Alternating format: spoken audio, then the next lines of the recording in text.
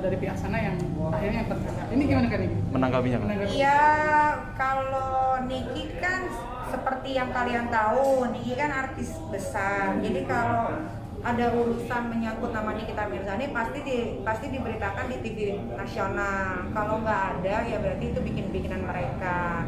Kan gue dari dulu bilang kalau berantem sama gue itu harus cerdas, pintar, punya taktik. Akhirnya kan semua musuh-musuh gue kemakan sama omongannya sendiri. Salah satunya sudah jadi tersangka Indra Tarigan di Polda dan kalian juga sudah konfirmasi kan, jelas kan? Jelas. Iya, dan sebentar lagi juga karena ini PPKM harusnya kan sudah masuk ke pengadilan. Cuma karena PPKM jadi ya ditunggu sampai PPKM selesai. Mohon maaf, bisa pelan dikit nggak suaranya? Ya, mohon maaf ya, maklum kantor. Terus, apalagi yang mau ditanyain? Berarti ini sudah apa? Sesuai dengan rule-nya ya? Ya memang kalau gue itu melaporkan orang ke polisi itu tidak semerta-merta hanya melaporkan. Pasti ada sesuatu yang harus, wah ini nggak bisa dibiarin gitu.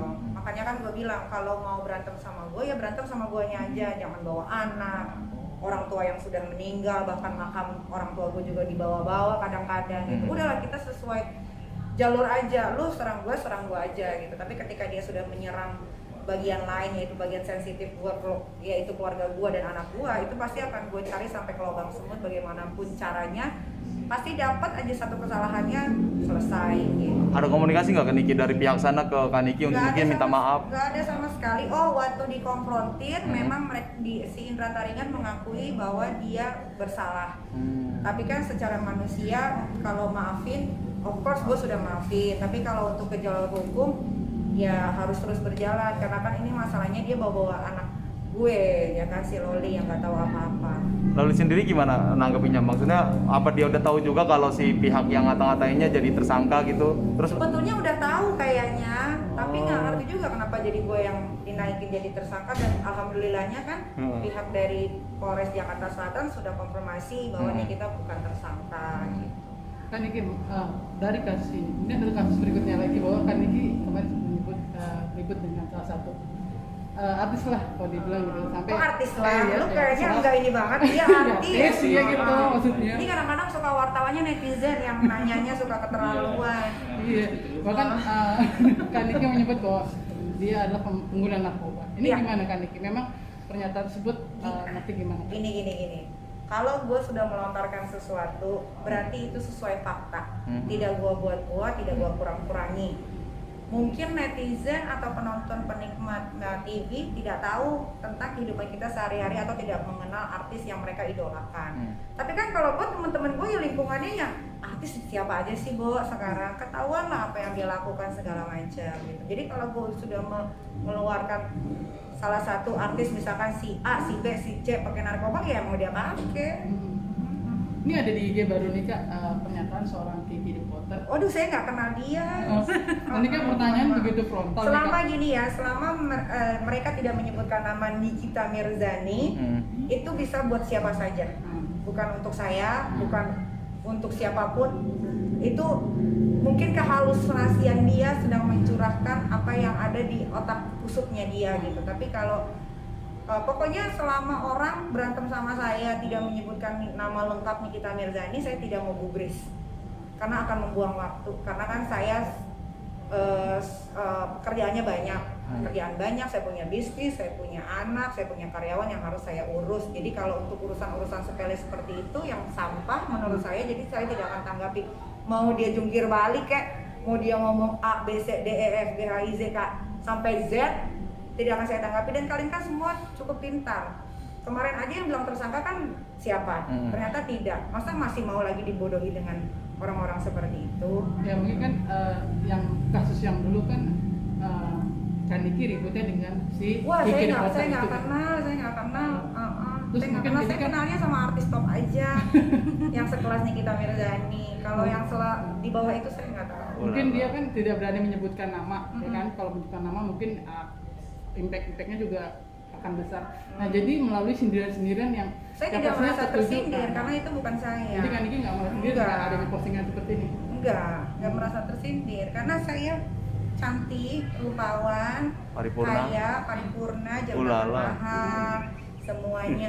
Maksudnya kalau mau berantem sama saya tuh ya tolong banyak-banyak berkaca dulu. Apa yang kamu punya, apa yang kamu lakukan, punya pekerjaan tidak. Kalau nganggur mendingan putar otak bagaimana caranya supaya bisa menghasilkan sesuatu tiap bulan gitu loh. Karena kan sekarang 2021 kita jangan ngurusin berantem deh, sekarang kita ngurusin bagaimana caranya supaya tabungan tetap ada. Gitu kan kalian lagi pada kesusahan nih, apalagi restoran tutup, banyak yang di PHK. Ngapain lu ngurusin orang gitu loh. Udah lu urus diri masing-masing. Cuma ini di kata-katanya ini kan kayaknya benar-benar tertuju ke Kaniki karena enggak. Kaniki lagi ada urusan percintaan dengan salah satu yang dengan- disebutkan kemarin itu. Dengan Nah, siapa? dengan si itu yang Pacarku sekarang lagi pacarku di banyak, penjara. yang mana? Yang sekarang lagi di penjara, ya gitu. Dengan Askara. Kemudian jadinya Saya tidak pernah mengenal Askara. Kalau Askara kenal saya wajar karena saya seorang artis ibu kota. Bukannya nyombongin diri, tapi siapa yang nggak tahu Nikita Mirzani? Biar gue pergi ke Paris, kayak pergi ke Jerman, kayak ada aja. Kan Nikita minta foto dong, berarti kan menandakan kesuksesan Nikita Mirzani di mancanegara gitu. Jadi kalau disangkut pautin ini itu, guanya yang puyeng sendiri gitu. Tapi kira-kira menjadi bumerang nggak bagi Iya. si Oh, orang itu pokoknya sendiri? Kak, Ibu kota. gini. Saya tidak pernah mengenal dia, saya tidak pernah tahu kenapa dia begitu emosionalnya. Mungkin Anda tanya sendiri, mungkin terguncang, tidak ada pekerjaan, kita tidak tahu. Apalagi yang sekarang belantika musik Indonesia pun kalian tahu sendiri tidak ada tempat sekarang, ya kan?